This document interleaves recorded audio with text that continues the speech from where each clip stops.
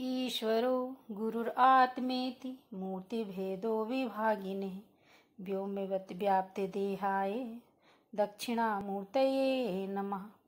ओम पूर्णम् अदः पूर्णम् इदं पूर्णात् पूर्णम् उदच्यते पूर्णस्य पूर्णम् आदाय पूर्णम् एव अवशिष्यते। ओम शांति शांति शांति। ओम प्रणाम भगवान। भागवत अमृत स्वामी अखंडानंद सरस्वती जी की व्याख्या और 5वां स्कंद चल रहा है भगवान। अब आगे ऋषभदेव की कथा, भगवान ऋषभदेव की कथा। हमारे भगवान ऐसे हैं कि वे ऐश्वर्य वीर्य को भी पूर्ण करते हैं, अर्थ काम को भी पूर्ण करते हैं और मोक्ष के स्वरूप तो वे स्वयं ही हैं। इसलिए अपनी प्रतिज्ञा के अनुसार भगवान नाभि के यहाँ मोक्ष स्वरूप ऋषभदेव के रूप में प्रकट हुए, जिसकी शोभा अपने ज्ञान के द्वारा हो उसको ऋषभ कहते हैं। ऋषेण ज्ञानेन भाति इति ऋषभा। जब भगवान ऋषभदेव पुत्र रूप में प्रकट हो गए तब नाभि भजन करने के लिए चले गए। कहते हैं कि जब ऋषभदेव बालक थे तब इंद्र ने उनके राज्य में वर्षा बंद कर दी, यह परीक्षा लेने के लिए कि ये भगवान है या नहीं। भगवान वह होता है जो कर्तु अकर्तु अन्यथा कर्तु समर्थ हो, जिसमें सब कुछ करने कुछ भी न करने और सब कुछ बदल देने का सामर्थ्य हो और जिसके ऐश्वर्य में कभी कोई बाधा न पड़े। इंद्र द्वारा ऋषभदेव की परीक्षा लेने के संबंध में एक लौकिक बात भी कही जाती है। इंद्र की एक पुत्री थी जयंती, उनको उसका ब्याह ऋषभ से करना था। उन्होंने सोचा कहीं हम वीरहीन शक्तिहीन ऐश्वर्यहीन व्यक्ति से कन्या का ब्याह न कर दें, इसलिए ऋषभदेव की पहले परीक्षा ले लेनी चाहिए कि उनमें कितना बलवीर्य और ऐश्वर्य है। देखो, हम लोगों ने अष्टवर्षा भवेद गौरी नववर्षा च रोहिणी, यह वचन तो बहुत पढ़ा सुना है, लेकिन इस संबंध में मनुस्मृति का कथन भी ध्यान में रखने योग्य है, जिसमें कहा गया है कि कन्या भले ही जीवन भर कुंवारी रह जाए, वह ऋतुमती हो जाने पर पिता के घर रहे, परंतु किसी गुणहीन व्यक्ति के साथ कन्या का विवाह कदापि नहीं करना चाहिए। इसलिए इंद्र ने अपनी कन्या के संबंध में जो सोचा बिल्कुल ठीक था। धर्मशास्त्र के अनुसार वर के गुणों की परीक्षा करने के बाद ही उनको कन्यादान करना चाहिए, परंतु ऋषभदेव तो साक्षात भगवान थे, इसलिए उन्होंने इंद्र की मन की बात समझ ली और जब इंद्र ने वर्षा बंद कर दी तब ऋषभदेव ने अपनी संकल्प शक्ति से वर्षा करवा दी। अब तो इंद्र प्रभावित और प्रसन्न हो गए। उन्होंने अपनी कन्या का विवाह ऋषभदेव से कर दिया। उनके द्वारा वंश की वृद्धि हुई। ऐसे वंश की वृद्धि हुई जिसमें एक ओर तो बड़े बड़े राजा पैदा हुए और दूसरी ओर बड़े बड़े कर्मकांडी ब्राह्मण पैदा हुए। एक ओर नव योगेश्वर पैदा हुए और दूसरी ओर सप्त द्विपति पृथ्वी का शासन करने वाले भरत पैदा हुए।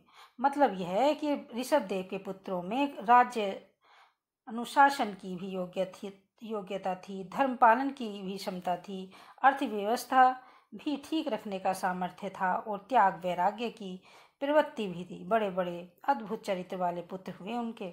ऋषभदेव जी तो स्वयं वैदिक विद्वानों की गोद में रहकर शिक्षित हुए, परंतु उन्होंने अपने पुत्रों को केवल विद्वानों से ही शिक्षा नहीं दिलवाई, स्वयं भी शिक्षा दी, वह भी सबके सामने छिपा कर नहीं। उन्होंने जिस प्रकार अपने पुत्रों की शिक्षा दीक्षा का सुप्रबंध किया, उसी प्रकार अपनी प्रजा की शिक्षा दीक्षा का भी सुप्रबंध किया।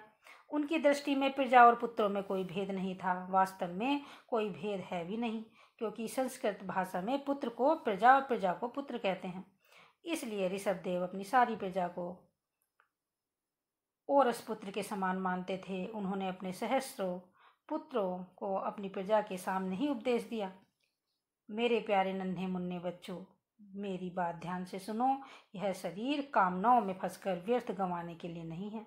भोग की प्राप्ति तो गुवरैलों को भी, विष्ठा के कीड़ों को भी हो जाती है और वे उसमें खुश भी रहते हैं। यदि तुमने मनुष्य होकर भारतवर्ष में जन्म लेकर भी वही भोग प्राप्त किया तो तुमने अपने जीवन में क्या पाया? तुम्हारी जन्मभूमि भोग भूमि नहीं, धर्म भूमि है। इसमें अपनी इंद्रियों को संयमित और विषय भोगों को मर्यादित करना चाहिए। जिसके जीवन में मर्यादा नहीं, संयम नहीं, वह मनुष्य कहलाने योग्य नहीं। ऋषभदेव ने सबको सदाचार की शिक्षा देते हुए कहा कि जब तक सर्वात्मा भगवान वासुदेव, जो सबके हृदयों में निवास करते हैं, से प्रीति नहीं होती, तब तक देह योग से छुट्टी नहीं मिलती। और न मुक्ति की प्राप्ति होती है। गुरु वही है, पिता वही है, माता वही है जो मृत्यु के फंदे से छुड़ाकर भगवान वासुदेव के चरणों में प्रीति उत्पन्न होने का उपाय बताए। देखो, वासुदेव में एक तो वासु शब्द है, दूसरा देव शब्द है। वसति इति वासु, जो संपूर्ण प्राणियों के हृदय में निवास करे उसका नाम है वासु। और दिव्यति प्रकाशते इति देवः, जो संपूर्ण सद चिद रूप आकृतियों, विकृतियों, प्रकृतियों और सद संस्कृतियों में एक रस रहता है, उसका नाम है देव। इस प्रकार दोनों अर्थों का संगम जिसमें हो उसका नाम होता है वासुदेव। भगवान ऋषभ देव ने सबको उपदेश आदेश देने के बाद सबके धर्म कर्म का विभाग कर दिया और अपने ज्येष्ठ पुत्र भरत को राजा के पद पर अभिषिक्त करके शांत एवं उपशमशील महात्माओं का जीवन कैसा होता है यह दिखाने के लिए, इसका आदर्श उपस्थित करने के लिए स्वयं अवधूत का धर्म स्वीकार कर लिया।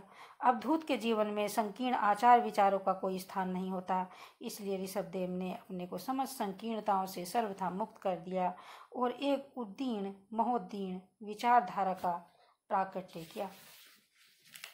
कहते हैं कि ऋषभदेव के जीवन में अष्ट सिद्धियां आईं, जैसे मन की गति से किसी भी अभिष्ट स्थान पर पहुंच जाने की सिद्धि, आकाश में उड़ जाने की सिद्धि, जो चाहे उसको प्राप्त कर लेने की सिद्धि आदि। लेकिन ऋषभदेव ने उन सब सिद्धियों का तिरस्कार कर दिया। यहाँ राजा परीक्षित ने पूछा कि यदि ऋषभदेव उन सब सिद्धियों को स्वीकार कर लेते तो उनका क्या बिगड़ जाता। इस पर श्री सुखदेव जी महाराज ने उत्तर दिया, राजन, यह मन बड़ा चंचल है, इसके साथ मित्रता कभी नहीं जोड़नी चाहिए। भगवान शंकर ने अपने मन पर विश्वास कर लिया, बड़े बड़े समर्थ योगियों ने भी अपने मन पर विश्वास किया। उसका परिणाम यह हुआ कि उनके मन में उनका चिर संचित तप नष्ट कर दिया। जो यह कहते हैं कि उनके मन में विकार नहीं आएगा, काम नहीं आएगा, क्रोध नहीं आएगा, लोभ नहीं आएगा, वे धोखे में हैं। जैसे ठग की बात पर विश्वास नहीं किया जाता, वैसे ही मन की बात पर विश्वास नहीं किया जाता। मन विश्वास करने योग्य है ही नहीं। तो ऋषभदेव ने ऐसा जीवन व्यतीत किया कि किसी को उनकी अंतिम क्रिया भी नहीं करनी पड़ी, क्योंकि जिनका शरीर ज्ञानाग्नि दग्ध है वह अंत्येष्टि क्रिया करने के लिए नहीं होता। जिनका शरीर ज्ञानाग्नि दग्ध है वह अंत्येष्टि क्रिया करने के लिए नहीं होता। ऋषभदेव जी जिस जंगल में विचरण कर रहे थे उसमें आग लग गई और वह जलने लगा, लेकिन ऋषभदेव जी उस जंगल से बाहर नहीं निकले। उन्होंने अपने मुंह में पत्थर का टुकड़ा डाल दिया, मानो उन्हें कुछ करना न हो, बोलना ना हो, कुछ खाना पीना ना हो और कुछ जब तक ध्यान भी नहीं करना हो। इस प्रकार ऋषभदेव अपने मुक्त स्वरूप से मुक्त हो गए। ओम शांति, ओम शांति, शांति। प्रणाम भगवान।